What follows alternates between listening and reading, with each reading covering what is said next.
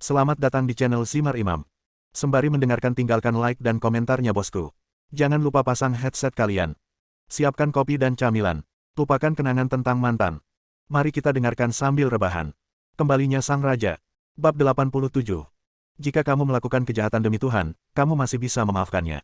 Jika kamu melakukan kejahatan sendiri, kamu tidak akan hidup.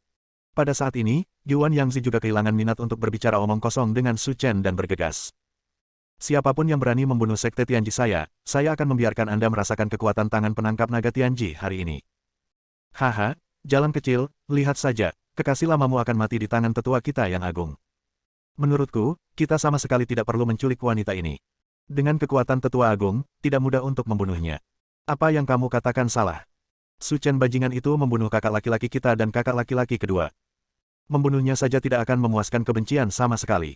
Kamu harus menarik minat dari wanita ini. Haha, kalau kamu berkata begitu, aku akan mengerti. Aku tidak bisa lagi mengendalikan gadis cantik seperti itu. Lin Ruohan menutup matanya rapat-rapat, tidak mendengarkan kata-kata kotor itu. Dia ingin membuka matanya dan melihat bagaimana keadaan Su Chen. Tapi dia tidak berani.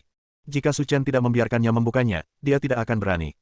Meskipun dia biasanya sedikit keras kepala, dia tidak berani melanggar perintah Su Chen di saat-saat kritis, dan ini adalah kebiasaan yang dia kembangkan sejak kecil. Yuan Yangzi sangat cepat dan bergegas menuju Su Chen dalam sekejap mata. Penangkap naga. Su Chen mendengus dingin, lebih baik menangkap ayam.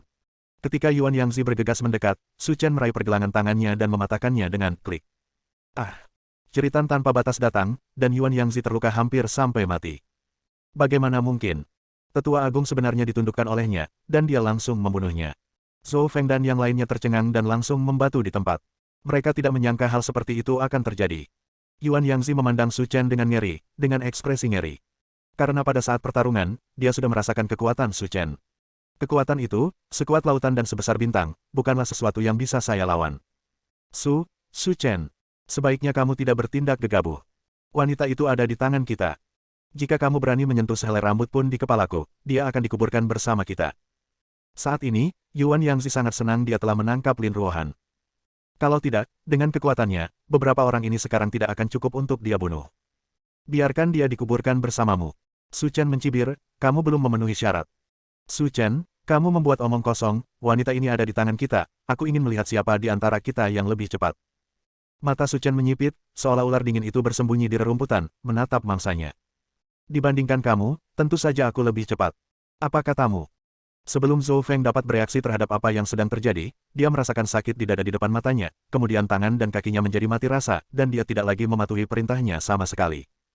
Kemudian, sebelum dia dapat memahami apa yang sedang terjadi, dia terjatuh ke tanah dan kehilangan nyawanya. Bagaimana dia melakukannya, bagaimana kakak senior Zhou Feng meninggal.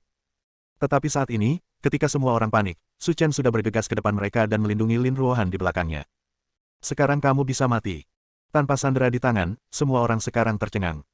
Sekarang, setelah kehilangan sesuatu yang mengancam Su Chen, satu-satunya hal yang menunggunya adalah kematian. Su Chen.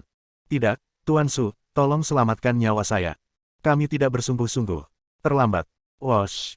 Beberapa semburan udara hitam keluar dari tangan Su Chen dan meledak di dada Yuan Yangzi dan lainnya, membunuh mereka di tempat. Pabrik yang ditinggalkan menjadi sunyi. Su Chen melepaskan ikatan tali dari Lin Ruohan, memeluknya, dan berjalan keluar. Saudara Chen, bolehkah saya membuka mata sekarang? Lin Ruohan berkata dengan rasa takut. Buka, sekarang aman. Mata cerahnya terbuka, dan yang terlihat adalah profil tajam Su Chen, yang membuat Lin Ruohan melupakan segala sesuatu di sekitarnya. Saudara Chen, apakah saya cukup berat? Lin Ruohan berkata dengan wajah memerah. Kamu cukup sadar diri. Lin Ruohan, pria berkepala elem ini akan mati jika dia terlalu romantis. Dengan kebajikan seperti ini, Anda pasti akan menjadi bujangan seumur hidup. Kamu harus memelukku meskipun kamu gemuk. Jika aku tidak turun, pegang aku di dalam mobil. Su Chen, Setelah itu, keduanya kembali ke Haitang Villa. Setelah hal seperti ini terjadi, Lin Ruohan tidak berencana pergi ke perusahaan lagi, hanya untuk berlibur. Setelah tiba di rumah, Su Chen duduk bersama Lin Ruohan sebentar. Melihat suasana hatinya sudah stabil, dia berdiri dan berkata, kamu tinggal di rumah sebentar, saya akan keluar. Apa yang kamu lakukan? Aku ikut denganmu. Aku tidak terbiasa tinggal di rumah sendirian. Aku akan mandi.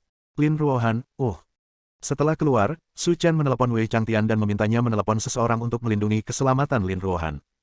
Sedangkan untuk dirinya sendiri, dia melaju menuju gerbang Tianji. Potong akarnya. Ini adalah kode etik Su Chen. Sekitar 1 jam kemudian, Su Chen mengemudikan mobilnya ke kaki Gunung Tianjimen dan bergegas ke pintu Tianjimen dengan langkah terbang. Siapa kamu? Kamu berani datang ke gerbang Tianji kami. Apakah kamu punya janji? Kedua murid muda yang menjaga pintu berkata dengan tegas. Katakan padamu orang-orang sekte Tianji untuk keluar dan mati. Su Chen berkata sambil berjalan. Mendengar kata-kata Su Chen, kedua penjaga itu tercengang.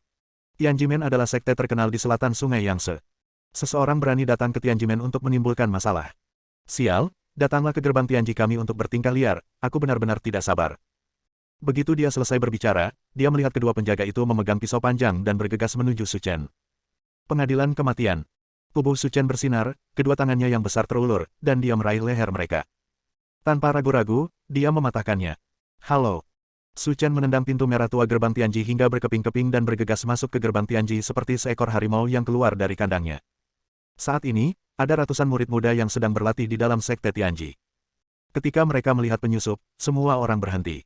Salah satu tetua yang sedang menginstruksikan murid-muridnya untuk berlatih tidak bisa menahan diri untuk tidak berseru, "Kamu adalah Su Chen. Karena kamu tahu ini aku tidak perlu bicara omong kosong. Su Chen, kamu sangat beruntung bisa lolos dari kejaran tetua agung kita." Tetua kedua dari sekte Tianji, kata Xuanyangzi. Orang abadi tua itu telah aku bunuh. Sekarang giliranmu. Bersiaplah untuk disingkirkan dari dunia ini. Bab 88. Apa? Tetua agung sebenarnya dibunuh olehmu. Tetua kedua, Xuanyangzi, berdiri di sana dalam kebingungan dan tidak sadar untuk waktu yang lama. Pada saat ini, teriakan menggelegar datang, mengatakan. Pencuri yang berani-berani mengambil inisiatif untuk datang ke sekte Tianji kami. Dia tidak tahu apakah harus hidup atau mati. Begitu dia selesai berbicara, bayangan hitam muncul di depan tetua kedua Xuanyangzi.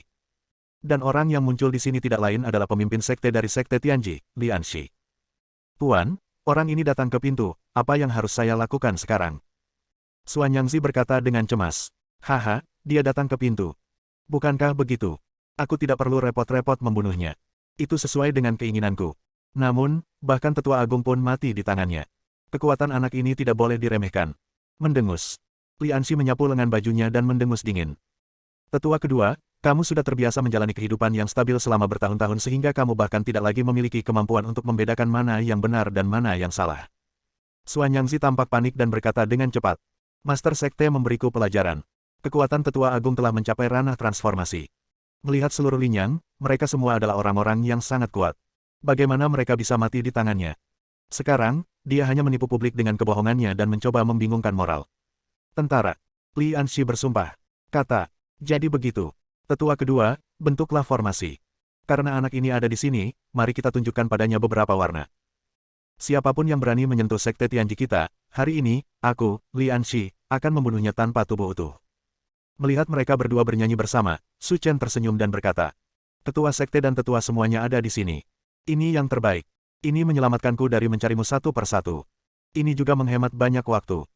Pada titik ini, jika Anda masih berbicara tanpa malu-malu, saya akan membiarkan Anda melihat kekuatan dan warisan sekte Tianji hari ini. Berbicara, Lian Shi berteriak keras. Murid, dengarkan perintahnya dan berbarislah dalam formasi. Ya, Tuan. Kemudian, mereka melihat 24 murid berdiri dalam formasi segitiga, memamerkan pedang panjang tajam mereka, yang sebenarnya megah. Pada saat ini, tetua kedua berada di depan formasi, secara tidak terlihat meningkatkan kekuatan formasi ke level lain. Anak-anak muda, anak di depanmu ini telah menghina reputasi sekte Tianji kita. Hari ini kita harus menunjukkan padanya warna dan memberitahu dia betapa kuatnya formasi Tianji kita. Ya, unggul. Melihat lebih dari 20 orang bergegas ke arahnya dengan pedang panjang, ekspresi Su Chen tenang, tanpa fluktuasi apapun. Di matanya, serangan level ini bisa diabaikan begitu saja. Suara, whoosh. Tepat ketika Xuanyangzi bergegas bersama yang lain, dia menemukan bahwa Su Chen sepertinya telah menghilang, tanpa jejak sama sekali. Tidak. Ini tidak bagus, tetua kedua. Kenapa kamu membuat keributan seperti itu? Ayo temukan anak itu secepatnya. Jika kita tidak memotongnya hari ini, dia tidak akan tahu seberapa kuat sekte Tianji kita. Tetua kedua, kalau begitu, anak laki-laki itu ada tepat di belakangmu. Apa? Di belakangku. Bingung. Mendengar pengingat murid muda itu, hati Xuanyangzi tiba-tiba merosot ke lubuk hatinya. Ketika dia sampai di belakangnya, dia bahkan tidak menyadarinya. Dia, bagaimana dia bisa melakukannya? Atau seberapa kuat dia nantinya. Kalau tidak, dengan kekuatannya saat ini, dia tidak akan mampu melakukan ini. Tiba-tiba berbalik, Xuanyangzi melihat wajah yang sangat membuatnya takut. Karena Su Chen mencemooh dirinya sendiri. Orang tua, formasimu cukup bagus, tapi kekuatannya tidak terlalu bagus. Begitu dia selesai berbicara, Su Chen mengulurkan tangannya yang besar, meraih leher Xuan Yangzi, dan mengangkatnya. Tidak, jangan bunuh aku. Di udara, Xuan Yangzi terus menatap kakinya, hampir kehabisan akal. Jika dia tahu bahwa Su Chen begitu kuat, dia seharusnya tidak mendengarkan Lian Xi. Jika dia berinisiatif untuk berlutut dan memohon belas kasihan saat melihat Su Chen, dia masih bisa menyelamatkan nyawanya. Tapi sekarang, semuanya sudah berakhir. Aku lupa memberitahumu bahwa aku, Su Chen, suka mencabut rumput liar dan membasmi akarnya, jadi aku tidak bisa menahanmu. Retakan. Su Chen mengerahkan kekuatan dengan tangannya yang besar, dan leher Xuan Yangzi patah bersih. Pada saat ini, setelah Xuan Yangzi meninggal, para murid yang membentuk formasi Tianji tidak melarikan diri. Aku melihat sosok Su Chen seperti kilat, begitu cepat hingga aku bahkan tidak bisa melihat gerakannya dengan jelas. Dalam sekejap, jeritan tak terbatas bergema di Gunung Tianji, menakuti burung dan binatang di gunung dan melarikan diri ke segala arah. Dalam waktu kurang dari setengah menit, ke-20 orang itu dijatuhkan ke tanah oleh Su Chen, dan nyawa mereka terputus. Ada mayat berserakan di tanah, dan darah membentuk sungai, sama menyedihkannya dengan neraka Shuro. Ini kurang dari 1 menit, dan sebenarnya, mereka semua mati. Melihat tubuh Xuan Yangzi, Lian Xi tercengang. Meskipun dia adalah pemimpin sekte Tianji, dia belum memiliki kekuatan untuk menghancurkan formasi Tianji dan membunuh tetua kedua dalam waktu sesingkat itu. Suara, celepuk. Lian Xi tidak bisa menahan diri untuk tidak berlutut dan bersujud berulang kali. Tuan Su, tolong selamatkan hidupmu. Tuan Su, tolong selamatkan hidupmu. Selama kamu menyelamatkan nyawaku, maka kebencian di antara kita akan diselesaikan secara utuh. Aku bahkan bisa membiarkanmu menjadi penguasa sekte Tianji, dan aku akan menjadi anjingmu. Apalagi seekor anjing, selama kamu tidak membunuhku, aku bisa melakukan apapun yang kamu mau. Mendengar perkataan Lian Xi, Su Chen tersenyum dingin. Apakah menurutmu aku, Su Chen, hanya tertarik pada sekte Tianji? Sebagai perbandingan, aku lebih menginginkan hidupmu. Begitu dia selesai berbicara, Su Chen bergegas maju dan meraih leher Lian Xi, suaranya dingin. Jadilah musuhku, Su Chen, dan ini akan menjadi takdirmu. Suara, klik. Leher Lian Xi miring dan dia mati total di tangan Su Chen. Lian Xi meninggal, sekte Tianji runtuh dalam sekejap, dan sekitar 30 murid yang tersisa tidak selamat. Mereka semua mati di tangan Su Chen. Angin sepoi-sepoi yang menerpa wajahku bukanlah kesegaran rerumputan hijau, melainkan bau darah yang menyengat. Setelah menangani masalah Tianjimen, Su Chen berbalik dan pergi, bersiap untuk kembali ke Linyang. Berdengung. Ferrari, yang seperti monster baja raksasa, mengeluarkan suara gemuruh yang memekakkan telinga dan melaju menjauh dari gerbang Tianji hampir dalam sekejap mata. Saat Su Chen pergi, ada Bentley Sangmu senilai lebih dari 4 juta yang diparkir tak jauh darinya. Selain supirnya, ada seorang lelaki tua yang menggunakan kruk. Mobil itu bernilai 300 juta. Orang-orang kaya datang untuk mempersembahkan dupa. Dupa di Tianjimen semakin kuat dan kuat. Memikirkan pemuda yang baru saja pergi, lelaki tua itu tersenyum. Identitas pemuda itu sangat luar biasa. Bahkan dengan kekuatan keluarga kami, saya khawatir kami tidak akan membeli mobil seharga 300 juta. Setelah berbicara, lelaki tua itu keluar dari mobil dan menghela nafas. Ayo naik dan melihat. Mengenai persembahan besar, saya kira Guru Li sudah mengurusnya. Bersambung.